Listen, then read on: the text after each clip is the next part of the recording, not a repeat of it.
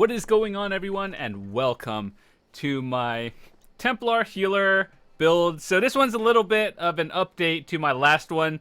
So if you watched the last one, that one technically still is good, but this one is more for slight damage and more off-balance targeting. So it's better for groups, but if you watch the previous one, they're both still good. This one's more if you're just running with experienced groups and everything else. But anyway, we're going to be starting off with all the gear and some replacements for the gear, and then we'll talk about champion points as well as all the skills, pretty much everything. So you'll get to see everything eventually. So this is what we're using currently. Now this is what I use personally. I use spell power, that's the 5-piece, and we have 5 infallible pieces, and then we have a restoration staff and a lightning staff. Now the lightning staff itself is important, not Maelstrom. You could use like any other lightning staff, but I just have a Maelstrom because it adds spell damage. But if you don't have it, pretty much any other lightning staff works. So let's start off with the gear and what are some replacements for the other gear that you can get as well. So spell power gear, this one is the highest priority. You should be going for this one if you want to play a healer because it's just best in slot gear. Now you get this from White Gold Tower, and that is one of the DLC dungeons from Imperial City, so you should have it. By now, it's been out for at least 2 years, and I mean, overall, I thought the DLC was pretty good. So White Gold Tower, you get spell power pieces. Before you can only get it on Veteran, now you can get it on Normal as well. However, the difference between doing it on Normal and Vet is the jewelry pieces. The jewelry will only be blue if you do it on Normal, and then purple on Veteran. You can't get gold quality for it, so unfortunately that limits everything. And if you want min-max gear, if you don't care about min-max, then you can get purple jewelry, that's fine, but it's very limited. So with that said, if you just want the body pieces, 5 pieces, you can get it on Normal, no big deal. Ideally, the best traits you want are either Divines and or Infused. Now, Divines works really well because we have the Atronach Mundus Stone, and that increases your magic recovery. And as a healer, the last thing you want to do is run out of magic and stop healing people. So when you have Divines, it goes higher. I know a lot of friends use Infused as well because that increases the magic or whatever stat, preferably magic, and that also works really well. I just find that using Divines with the Atronach works better for me. So we use 5 pieces of this. We don't have a monster set because we are using another 5-piece, which is the Infallible Aether. Now, I don't have a Divine Shoes piece, unfortunately, but I do have Infused, which is just as good in my opinion. So Infallible Aether, you can get it from Craglorn Trials. That means Sanctum Ophidia, Etherean Archive, Hellraw Citadel, and yeah, by this point in the game, doing a normal trial, you can get it, and getting the body pieces is really easy, along with the possibility of getting infallible weapons. But once again, doing it on normal will only give you blue, and veteran will give you purple and gold. And then, of course, hard mode, you have 2 chances at gold jewelry instead of 1. So generally, you don't have to do hard mode to get gold jewelry, but it does help your drop rate a little bit. So as a main healer, you kind of either want to have these 2 pieces. So let me explain how trials usually works. For veteran, at least, we have 1 main tank, 1 off tank, 1 main healer, and 1 sort of off healer. So in this case, we're going to be talking about the healer role. And why is this important? Because you sort of have to coordinate what you're going to use, because if 2 people are running infallible, it's kind of overkill. So other pieces you want to look for, as well as these 2, are Worm, and I think I actually have that in the bank somewhere. Hold on, let me just check. Worm. Yeah, so we have Worm pieces in here. What it does is, if you're running a trial, you and 11 other people get a 5% reduced magic cost. So currently in the meta, Magicka builds, especially Magicka DPS, are the best. So having this is pretty much a must nowadays, and someone is going to be running it, whether it's you or the other healer. So this is another set to go for.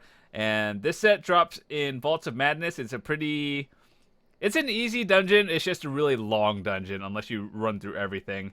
Now, you can get gold jewelry of this. However, I do believe it is Cyrodiil rewards, or you could buy them from guild traders or other people somewhere. I think they still have it. But occasionally, the Golden Cyrodiil vendor sells gold rings for like, I think it's 250,000 AP or something, or like gold or something like that, 500,000 AP or 250,000 gold. Ideally, the difference between gold and purple is very minimal, but min-maxing is min-maxing. If you have it, use it. If you don't have it, purple is still fine. I've done vet trials with purple, and it's fine. You'll be okay. So another set you want to look for is the mending set. Now, this one comes from Etherean Archive. I still am missing a few pieces of this just because no one really likes doing Etherean Archive, just because it's hard to get 12 people to follow instructions, I guess. Well, not really instructions, it's just AA hasn't been on the North American Weekly in quite a while, and usually people only run it for the weekly, and everything else is just whatever. But mending, essentially why this set is important is when you use AoE heal abilities, you reduce the weapon damage of all enemies near you by a certain amount for 3 seconds. Essentially, when you heal people with AoEs, the enemies do less damage, and that means your group dies less. And of course, the 4-piece increases your healing done, which is always good. Increased numbers are generally good. So one healer would be using like Spell Power and Infallible, and then the second healer would run like Mending and Worm. So just having all the sets to rotate out which ones you want is like the best thing you can have. Personally, this is what I use, but if someone were to tell me to switch out a few pieces, those are the sets I would use in replacement. Now, let's go into the weapons because they are the trickiest to use. So, Master's Restoration Staff. The best trait you can get, or the best trait you should be looking for, is either infused or powered. Unfortunately, RNG is not kind and will not give me a powered or an infused one. So I'm stuck with this one, unfortunately, but the enchantment is really what we are looking for. Now, the reason why we use the Master or Maelstrom one is because we're currently using 5 pieces of this and 5 of that, so we don't have any extra slots. And so using a regular staff would just not give us a real benefit, while a 1-piece effect, like the special weapons, they give us extra magicka, for example, and they restore stamina. So like a unique effect. So just in case you don't know, the Master's weapons are received from Veteran Dragonstar Arena. That is the 4-man trial. That's pretty outdated at this point, and I wouldn't say it's easy to do, but these days it's not as hard as it was like a year ago. So the back bar is our lightning staff, and once again, as I mentioned earlier, it doesn't have to be a Maelstrom. Maelstrom just helps because it gives spell damage, but if you don't have it, a master weapon works too, or if you don't have either of those, then pretty much you are very limited to any other lightning staff. But the most important thing you should think about is the lightning staff. So, with that said, the gear, we have talked about that. Or you can have another choice. You can have a back bar second resto staff, and that also works fine. And once again, it doesn't matter what staff as long as it's powered or infused if it's a master. If you don't have master, then get powered 100%. So those are the choices for gear I would use, and let's talk about our skills, and then we'll go into champion points, everything else. So this is our main bar, the master bar weapon. You're going to be on this bar for the most part. So yeah, let's start off with our 1. So now I know this part may seem like common sense. All of you guys have seen this ability or all these abilities before, but I'll just explain it just in case you were new and don't know why I use it. Now, Repentance. This is a free skill under the Restoring Light. It's the third one. Why do we use Repentance? It's because it's a free ability, and pretty much everything you do, when you kill an enemy, you can cast this ability and restore health and stamina to your nearby allies. Essentially, you can spam this if you want. As long as there's an enemy nearby, you would get the resources back. And you might be wondering, what is the other morph of this? It doesn't matter. Don't get it. Get Repentance. Always Repentance. That's all that matters. And then, when slotted, you gain extra recovery and minor fortitude, endurance, and intellect. So just having this slotted helps you, and it's a free ability that you would just help your group out as well. So essentially everything you do will have enemies, and dead enemies equals free resources. Next, we have our Healing Springs ability. Now this is under Restoration Staff. This is going to be your main spammable heal. Now, we have Healing Springs because it is very good. And essentially, it's an AoE that heals you and your group. And then you restore magicka for each friendly target hit. So, what we use the Maelstrom, or not Maelstrom, Master Weapon, is you see the enchantment effect where it says the first tick of Grand Healing will restore stamina. And this is essentially the morphed version of Grand Healing. We call it Healing Springs. And essentially, this would do, if you didn't have a Master Weapon, it would just restore health to your enemies, or not your allies. And now with the staff, we would be recovering stamina as well. So it's like two things. And it is a very powerful effect. So just in case you don't know what it looks like, Healing Springs is your circle. This is the AoE. People stand in it, and they get healed and get stamina back. So the main objective of a healer is to, 1, make sure your group mates don't die, and 2, make sure they don't run out of resources as well, because if they do, then the fight goes longer, and there's more chance of chaos happening. Our next ability is Combat Prayer. It is the third skill under Restoration. Now, Combat Prayer is for when you want to hit everyone in a line with a lot of healing, and then you give them a minor Berserk, minor Resolve, and minor Ward. Essentially heals them, heals you, increases your allies' damage done, and resistances go up. So it is a very good skill. It is also a very expensive skill. So how does this work? In boss fights, as a healer, you should be slightly behind all the DPS. And on boss fights, you should be stacking, and essentially when everyone is stacked, it hits up to 6 targets from behind, so you can spam that one. Why is there a guard there? Why are you here? And then essentially everyone in this line gets hit, so if you hit it twice, ideally 12 people or your full group would be getting healed, and they get buffed up as well. So we are on to our next skill, the most important skill for a Templar. Templars are generally classified as the best class for healing because they just have a lot of resources and abilities that help it. Now, Templars, honestly, in my opinion, are like the best class, or is the best class for pretty much everything.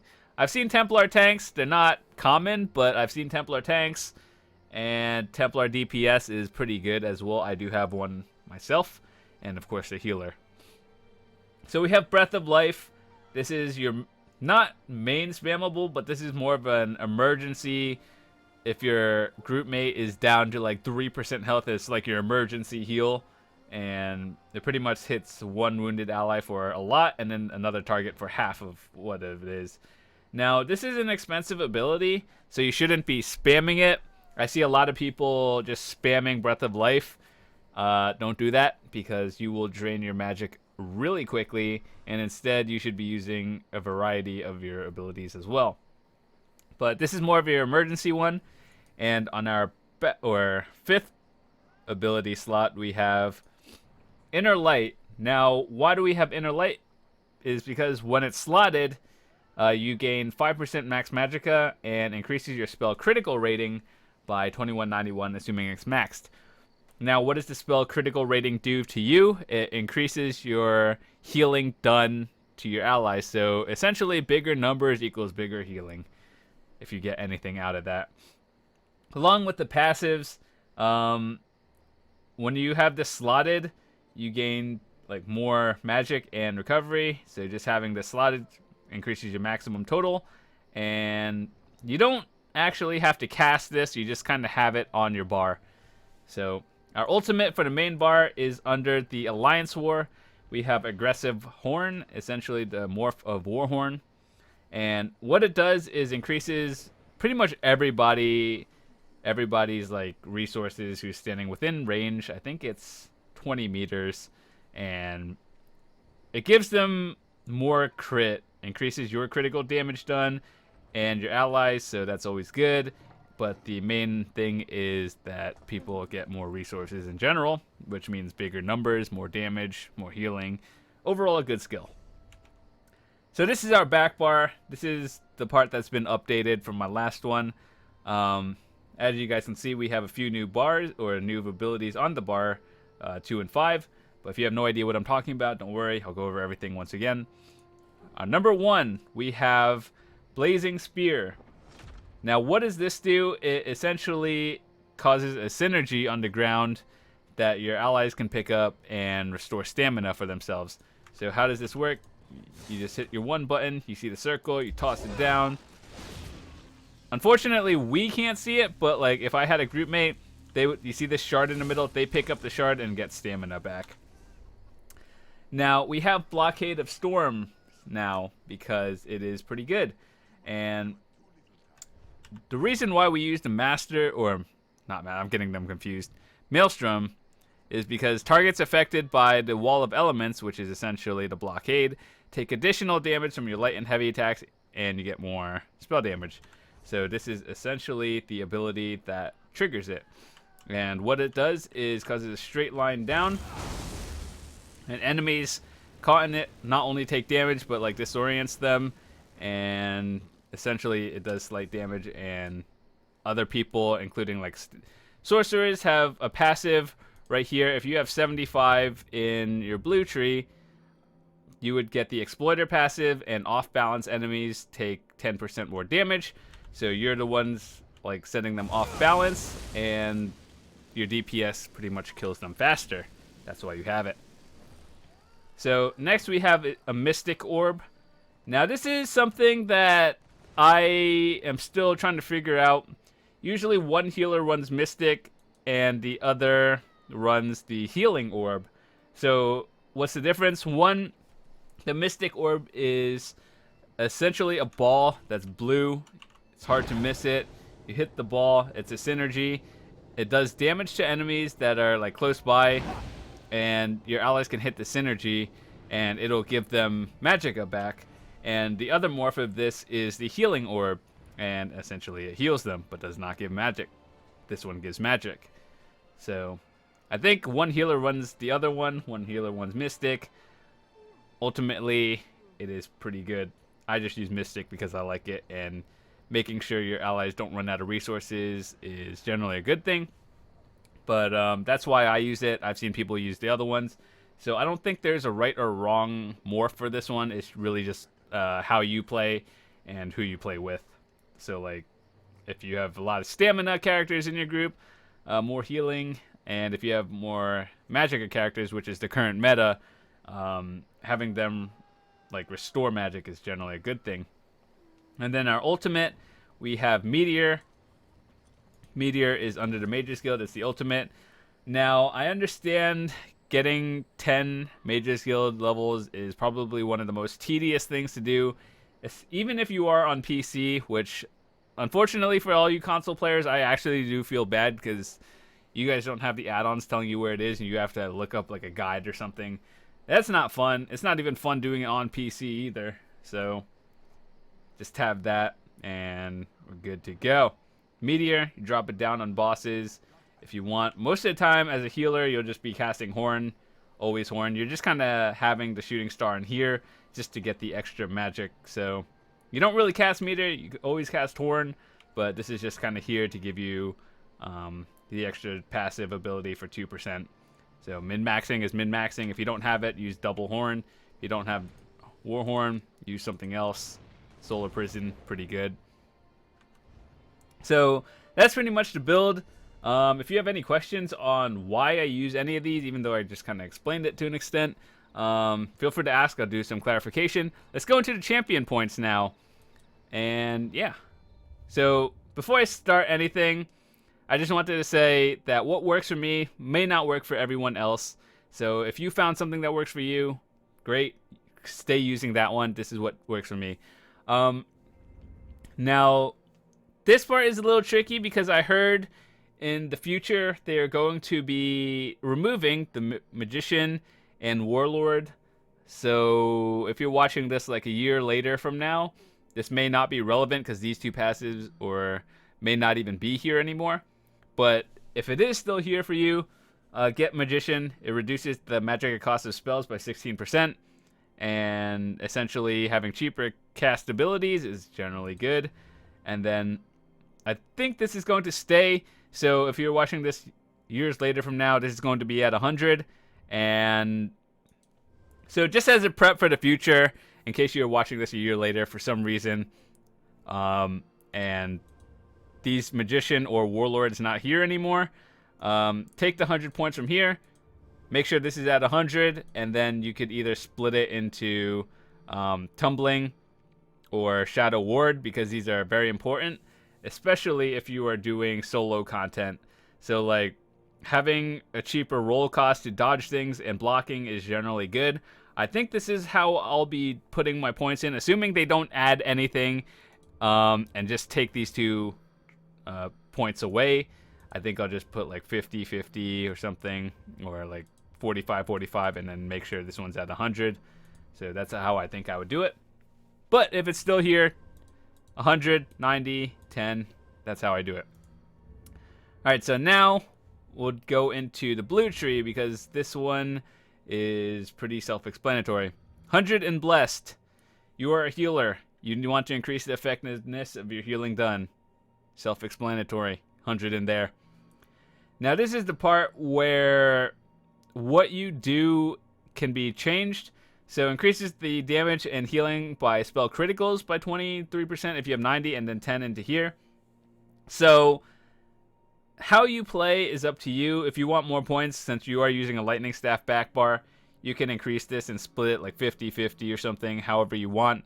But this works for me. I like making sure people are alive more than doing damage.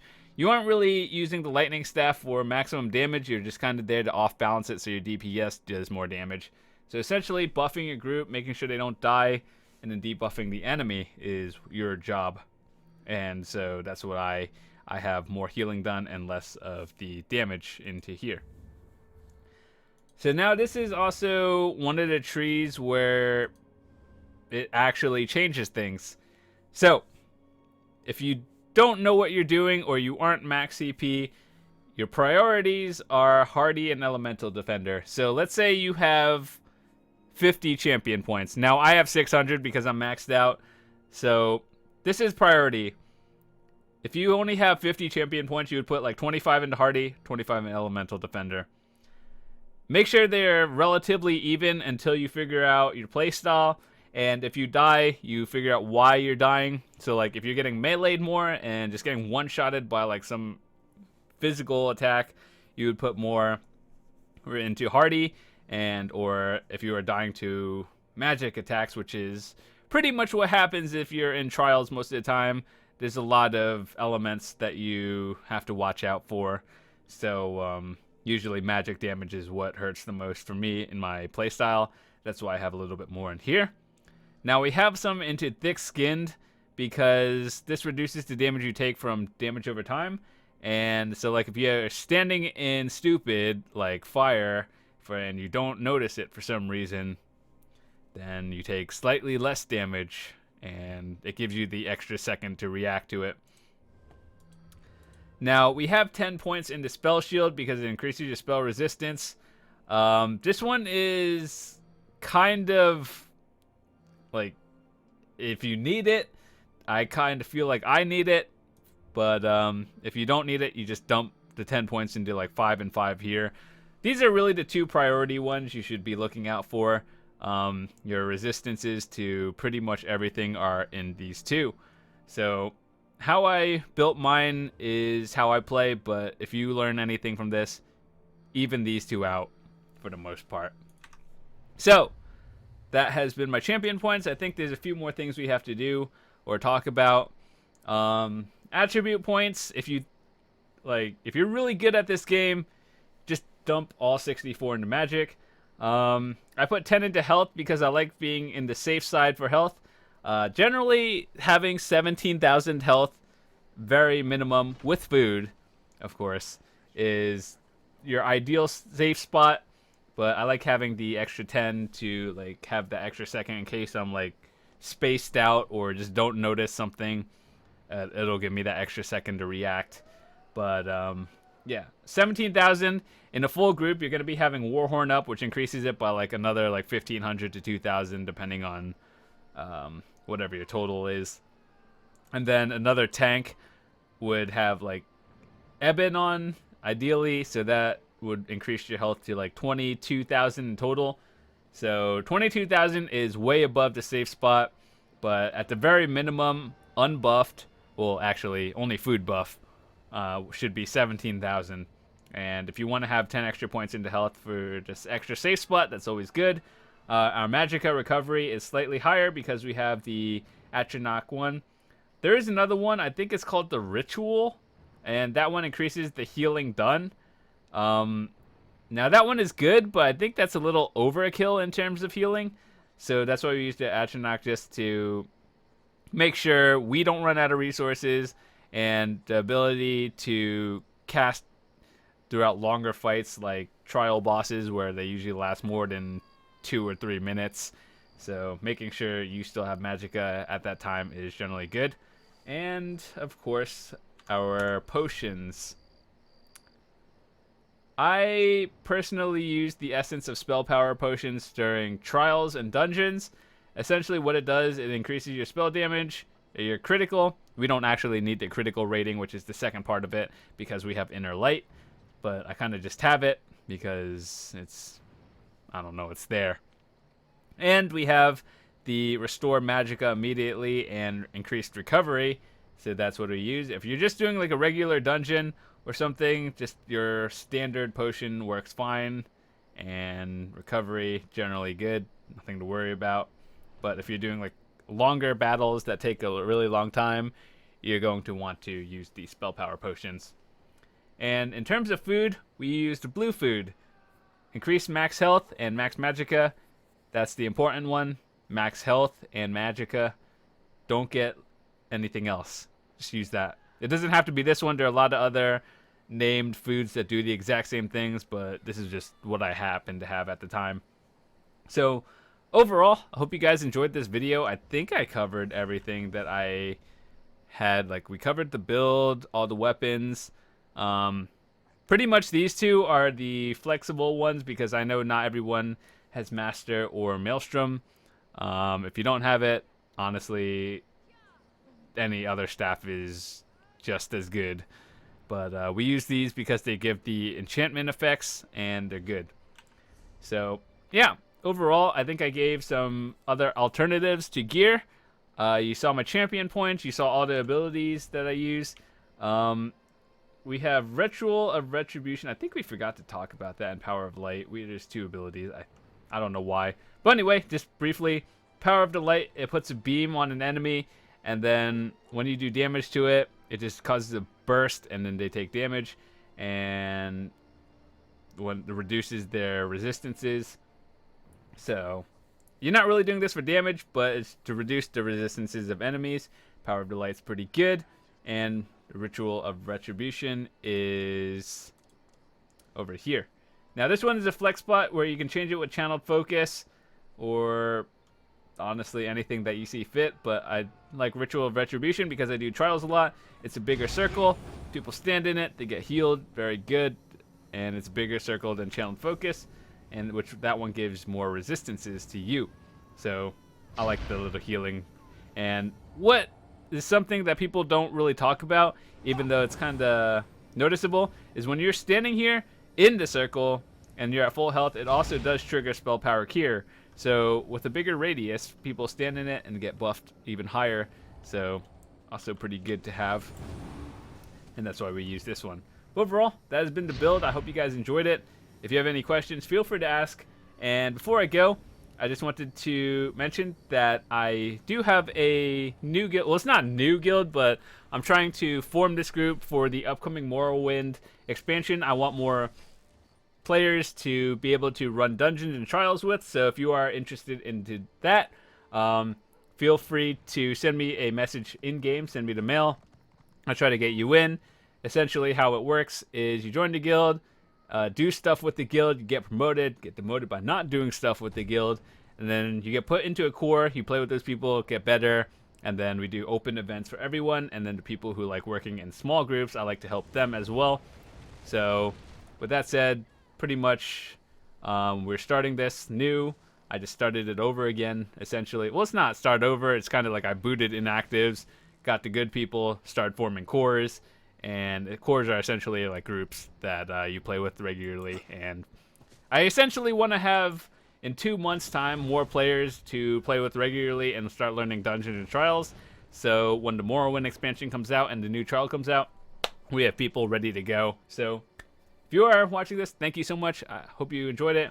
And with that said, have a fantastic day.